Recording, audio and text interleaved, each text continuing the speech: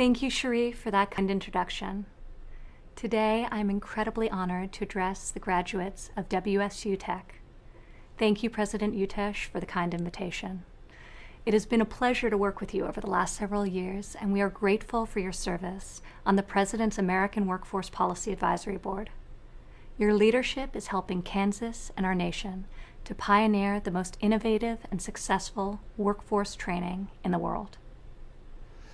To the 759 graduates whom we celebrate today, congratulations. Your journey to this day did not come without challenges, sacrifices, determination, grit, sweat, and likely even a few tears. But you persevered.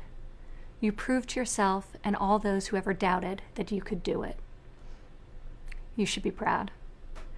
This is also a proud day for all the parents, spouses, mentors, teachers, and employers who came alongside of you, believed in you, and pushed you to new bounds. We thank them all. Many of you have worked for this achievement and waited for this day for years. Now it is finally here, and of course, it is very different than any of us had ever imagined. So I want to say what I know we are all thinking. I wish we could be together in person. I wish that you could walk across the stage, shake hands, and hold your diploma high to cheering crowds. Sometimes it's easy to think we have to be tough, that we have to keep going, and we do. But that doesn't mean we can't stop to acknowledge the truth, the hardships, and the disappointments that come our way. My heart goes out to you on this day, and this time in our history, because they're very different from what you had envisioned or planned. Yet now more than ever, we remember that changes and hardships do not predict failure. In fact, they can be the greatest impetus for success. You commence at a moment unlike any other. America and the world are battling a terrible pandemic. Our entire society is engaged in a national endeavor to defeat the virus, protect our fellow citizens, and open up America again to rebuild our economy and take care of the safety and well-being of our people. You are a wartime graduate. Amidst the uncertainty, your training at WSU-Tech has prepared you for exactly this moment. When I came to your campus last fall, I learned your mantra: building success with your own hands. In this graduating class are men and women who can run an assembly line, build a field hospital, police our communities, respond to emergencies, keep America connected through internet and phones, care for our senior citizens and our most vulnerable patients, use 3D printers to make medical equipment, draw blood to save lives, and so many other essential services. Over the past 3 months, we have been reminded of just how crucial American trades are to our citizens' safety and our nation's security. We have witnessed an extraordinary mobilization of our industries. Hundreds of distilleries are now making hand sanitizer.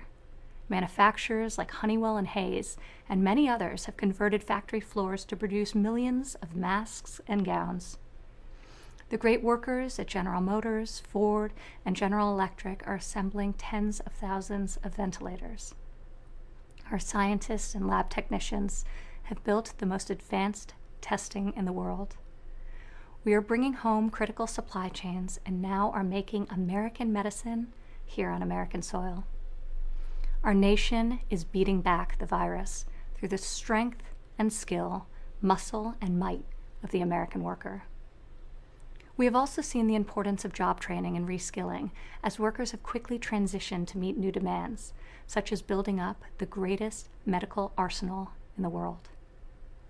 History has proven time and time again that in the midst of the most difficult challenges, we have a chance to seize new opportunities and achieve our greatest victories. In 1665, during the Great Plague of London, Sir Isaac Newton was a 23-year-old student who was required to leave his college campus. He self-isolated in his childhood home for months on end. Despite the grim circumstances, Newton used this time to develop what we now know of as calculus. During World War II, America faced down an evil regime, and millions of our citizens banded together and built the strongest military on earth. Over the course of the war, our workers produced an average of 4 ships, 174 airplanes, and 23.8 million rounds of ammunition every single day. In the Cold War, as communism gripped much of the world, American astronauts soared higher and became the first to step foot on the face of the moon. Times of crisis alter the course of history. Hardship breeds innovation. New necessities demand new solutions. But in every generation, in each trial we face, the spirit of our people does not change. Americans meet every moment, overcome every challenge, and answer every crisis with the will to succeed. We pioneer new frontiers and reach new heights never before imagined.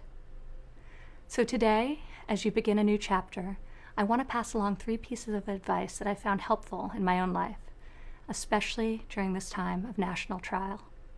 First, as we all adjust to the social distancing practices, a rabbi recently gave his congregation a new call to action that I think is a great challenge for us all. He said, "Every hand that we don't shake must become a phone call that we place. Every embrace we avoid must become a verbal expression of warmth and concern. Every inch and every foot that we physically place between ourselves and another must become a thought as to how we might be of help to that other, should the need arise." Imagine the happiness and joy we could bring to so many lonely people if we all practice these simple acts of kindness. Second, I invite you to join me in making at least one COVID resolution. We could all form at least one new habit or abandon an old destructive one to better appreciate the blessings of work, life, family, and faith. A recent article written by Charles Eisenstein explained this period in time this way. He wrote, "COVID-19 is like a rehab intervention that breaks the addictive hold of normality. When the crisis subsides, we might have occasion to ask whether we want to return to normal, or whether there may be something we've seen during this break in the routines that we want to bring into the future. This is a great challenge. Even if the resolution is seemingly small, it could transform something in our lives. Some families have resolved to continue eating dinner together at least several times a week. People are using this time to acquire new skills through online platforms and want to continue to advance career certifications. Many Americans are spending more time in prayer and meditation and want to keep growing in their faith. Whatever your goal is, this is a unique time for each of us to make a change that we had perhaps long delayed and to grow in some way. Finally, right now I know the economic uncertainty is real, and it's hard on many of you and your families. Your own blueprint for your future is likely changing due to the pandemic, but I am confident that even if your path is different from the one you imagined, ultimately it can be better than we could ever have planned. In my own life, I found that my greatest personal growth has arisen from times of discomfort and uncertainty that one can only really appreciate in hindsight. Joseph Campbell, a philosopher who also helped inspire the creation of Star Wars, once said, "The achievement of the hero is one that he is ready for. It's really a manifestation of his character. The landscape and conditions of the environment match the readiness of the hero. The adventure that he's ready for is the one that he gets." Throughout our history, brave men and women have faced daunting challenges, and they have embraced the adventure. America's fate is never dictated by fear. Our future is written by the love and the courage of our citizens. No person will be unchanged from living through this present hardship, but I am confident that the bonds between us will be stronger. Our admiration for each other will be deeper. Our gratitude for the gift of life will be ever new, and our resolve to build an even brighter future will be greater than ever before. Thank you, good luck, and God bless.